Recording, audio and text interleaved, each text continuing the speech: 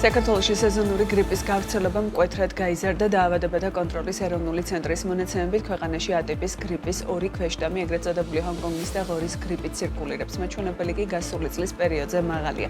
მედიკოსები მოქალაქეებს, განსაკუთრებით კი რისკ ჯგუფებს სიფრთხილისკენ მოუწოდებენ და მაღალი ტემპერატურის, თავისა და ყელის ტკივილის შემთხვევაში ექიმთან დროულად მისვლის რეკომენდაციას აძლევენ. რამდენად დიდია გავრცელება და როგორია რეკომენდაციები წინა საახალწლო პერიოდში, რომელიც შეკრების ფონზე ვირუსების გავრცელების კარგ ნიადაგს ქმნის. ამ თემაზე იაშვილის სახელობის ბავშვთა ცენტრალური საავადმყოფო სამედიცინო დირექტორი ივანე ჩხაიძე ჩაგვერთვება ახლა პირდაპირ ხაზზე. დილამშვიდობისა ბატონო ივანე, მადლობა ტრადიციულად თქვენი დროისთვის და ინფორმაციის განახლებაში დახმარებისთვის. მინდა რომ მკითხოთ, რა ხდება დღეისთვის დეკემბრის მიწურულს, როგორია მაჩვენებლები და რამდენად მაღალია წინა წლის ანალოგიურ პერიოდთან შედარებით.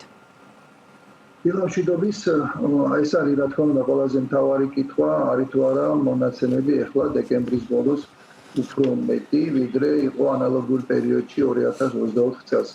თუ გადავხედავთ იმ სტატისტიკას, საზღვარგარეთ დაავადებათა კონტროლის ეროვნული ცენტრი, ნათელია, რომ ეს მონაცემები უფრო მეტია და მატება დროში დაწყებული ვირუსის პირველი შემთხვევების გამოვლენიდან ოქტომბრის მეორე კვირას გულისხმობ დღემდე არის სტაბილური და შედარებით ჩარშანდელთან უფრო მაჩვენებელიც მაღალია, პირველ რიგში გულისხმობ გრიპით ინფიცირების მაჩვენებელი. გრიპი, რომელიც ახლა დომინირებს ქვეყანაში, წარმოადგენს იმ ლაბორატორიულად დადასტურებულ შემთხვევებს შორის 67%. ძალიან მაღალია ეს მაჩვენებელი, ნიშნავს, რომ თუ შარშან გრიპის ესეთი დომინაცია ჰქონდა გაცილებით უფრო გვიან, სადღაც თებერვლის დასაწყისისთვის, ახლა უკვე დეკემბრის ბოლოს გრიპის ვირუსი არის ყველაზე წამყვანი ქვეყანაში, რასაც რა თქმა უნდა თავისი გამოვლინებაც მოყვება, გამოვლინებაში გულისხმობ პირველ რიგში მიმართვიანობის თვალსაზრისით და ეს მიმართვიანობა გრიპის დროს აქცენტი არის ყოველთვის სტაციონარულ დაწესებულებებზე, ყოველ შემთხვევაში პედიატრიულ სტაციონარებში პაციენტების ნაკადი, რომელთაც აქვთ დადასტურებული ან დაუდასტურებელი შემთხვევები გრიპის არის მომატებული, მაგრამ ეს მატება მაინც ჯდება სეზონური მატების ფარგლებში. განსაკუთრებული მაჩვენებელი ინფიცირების არ არის, თუ ციფრებში ამას გადავიყვანთ და 100,000 მოსახლეზე დავთვლით, რისი შესაძლებლობაც ასევე არის იმ სტატისტიკის მიხედვით, რასაც დაავადებათა კონტროლის ეროვნული ცენტრი გვადებს, აქაც რაღაც საგანგაშო არ ხდება, ის მდგომარეობა, რომელიც ახლა ქვეყანაში არის სწორედ სტანდარტული. რა რაოდენობაზეა საუბარი ბატონო ივანე 100,000 მოსახლეზე რამდენი ინფიცირებული ყავს დღეისთვის? აქ არის საუბარი 300 ინფიცირებულზე, 100,000 მოსახლეზე, 300-ის ფარგლებში არის ეს მაჩვენებელი, ასე რომ აქაც ეს ციფრი არ არის ძალიან საგანგაშო და მომატებული, ანუ უნდა იყოს ზუსტად ის მატება, რაც არის, ერთადერთი რაზეც უკვე აღნიშნეთ განსხვავება გახავთ ის, რომ კონკრეტულად გრიპის შემთხვევებია ძალიან ბევრი. რამ გამოიწვია წელს უფრო მეტი შემთხვევა? ამას თავისი ახსნა აქვს და ეს არ ხდება მხოლოდ საქართველოში. ეს მატება გამოიწვია გრიპის გარკვეულმა ვარიანტმა, გრიპის ვარიანტს გულისხმობ, ეს არის H3N2 ვარიანტი, რომელსაც სხვანაირად ჰონკონგის გრიპს ეძახიან. მსოფლიოს ყველა ქვეყანაში ახლა ძირითადად სწორედ ვირუსის ეს ტიპი ცირკულირებს, რომელიც უფრო გადამდებია აი ამ ბოლო რამდენიმე თვის წინ დაფიქსირებული მუტაციების გამო. ივნისში 2025 წლის ივნისში დაფიქსირდა რამდენიმე მუტაცია, 7 სხვადასხვა მუტაცია, რომელსაც განაპირობა ამ ვირუსის უფრო იოლი გადამდებლობა, უფრო იოლი გავრცელება, რაც ხდება კიდეც ახლა პრაქტიკულად ყველა ქვეყანაში და მათ შორის საქართველოში. ასე რომ ამას თავისი ახსნა, ლოგიკური ახსნა და შესაბამისად ამ თვალსაზრისით საქართველოში არსებული მდგომარეობა, როდესაც თითქმის 65% არის H3N2 ტიპის ვირუსი, ახსნადი არის და ამ მხრივ მართვაც ალბათ ამ თვალსაზრისით უნდა მიმდინარეობდეს. როდესაც მართვაში ვლაპარაკობ, აქ პირველ რიგში გულისხმობ გრიპი დღეს არის ერთადერთი ვირუსი, რომლის საწინააღმდეგო ანტივირუსული ეფექტური საშუალება არსებობს, ასე რომ აქ დროული მიმართვიანობა სამედიცინო დაწესებულებებში, დროული მიმართვიანობა ექიმთან არის ძალიან მნიშვნელოვანი, განსაკუთრებით იმ მოსახლეობის იმ ფენებისთვის, რომლებიც მიეკუთვნებიან რისკის ჯგუფებს.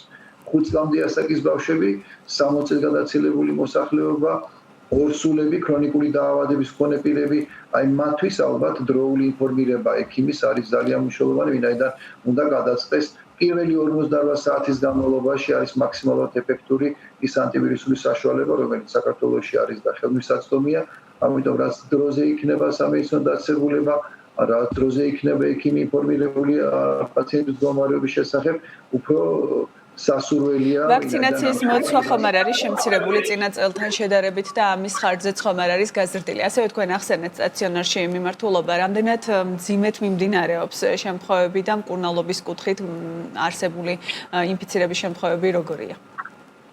ვაქცინაციასთან დაკავშირებით საბოლოო მონაცემები სავარაუდოდ ჯერჯერობით არ იქნება, იმიტომ ეს პროცესი მაინც გრძელდება.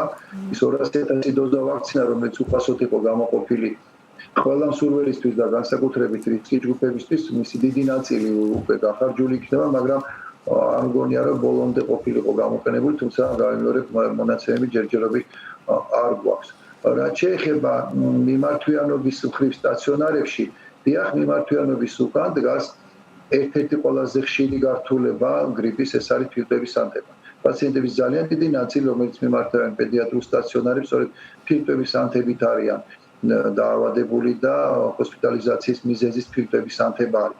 ამ თვალსაზრისით უკვე სტაციონარში არის უკვე მკურნალობა დასაწყები, როგორც ანტიბიოტიკის, ისე ანტივირუსული საშუალებების გამოყენებით, მაგრამ ფაქტია, რომ ძირითადად ეს არის 5 წლამდე ასაკის ბავშვები და მათში ყველაზე მეტი შემთხვევა არის ფილტვის ანთებით განპირობებული ჰოსპიტალიზაცია. წინა საახალწლო პერიოდში მეც ვახსენე, რომ უფრო დიდია რისკი გადადების და გავრცელების ვირუსების, რა იქნება მთავარი რეკომენდაცია მოსახლეობისთვის? აქ ალბათ როდესაც დახურულ სივრცეზეა ლაპარაკი, აქ უნდა ვიყოთ უფრო მეტად ფრთხილად. ღია სივრცეებში გრიპის გავრცელების ალბათობა, ნებისმიერი სხვა ტიპის რესპირაციული ვირუსული ინფექციის ალბათობა მინიმალურია, იმიტომ რომ აქ დახურულ სივრცეში მჭიდრო კონტაქტი არის ძირითადი წყარო ინფექციის. ამიტომ, რა თქმა უნდა, ძალიან რთული რეკომენდაცია, რომ ახალი წლის დღეებში მოერიდეთ დახურულ სივრცეში მოხვედრას. ეს დღესასწაულები, ეს ჩვენი აღნიშვნები ახალი წლის სწორედ დახურულ სივრცეში ხდება, ამიტომ ერთადერთი რაც შეიძლება ალბათ გათვალისწინებული იქნეს, მაინც ვეცადოთ, რომ რისკის ჯგუფები არის 5 წლამდე ასაკის ბავშვები, ქრონიკული დაავადების მქონე პირები, 60-65-წელს გადაცილებული მოსახლეობა მაინც უნდა იყოს განსაკუთრებით ფრთხილად. აი ერთი რაც შეიძლება გამოყენებული იყოს, აი საზოგადოებრივ ტრანსპორტში გადაადგილებისას, ან თუნდაც სავაჭრო ობიექტებში მოხვედრისას მოსახლეობის ამ ფენა აუცილებლად გამოიყენოს ნიღაბი. ეს იქნება ალბათ ახლა ყველაზე ეფექტური და ყველაზე მარტივი ხელმისაწვდომი პრევენციის შესაძლებლობა. თუ დავუმატებთ ამას ხელების ჰიგიენას და დისტანცირებას, ალბათ ეს სამი რეკომენდაცია იქნება ყველაზე მნიშვნელოვანი, რომელიც შეიძლება დაგვიცვას ინფიცირებისა. დიდი მადლობა ბატონო ივანე, წარმატებები ჯანმრთელი და 7 წლის ბოლო და ახალი წელი. ივანე ჩხაიძე, იაშვილის სახელობის ბავშვთა ცენტრალური საავადმყოფოს სამედიცინო დირექტორი პასუხობდა საქმიანი დილის კითხვებს.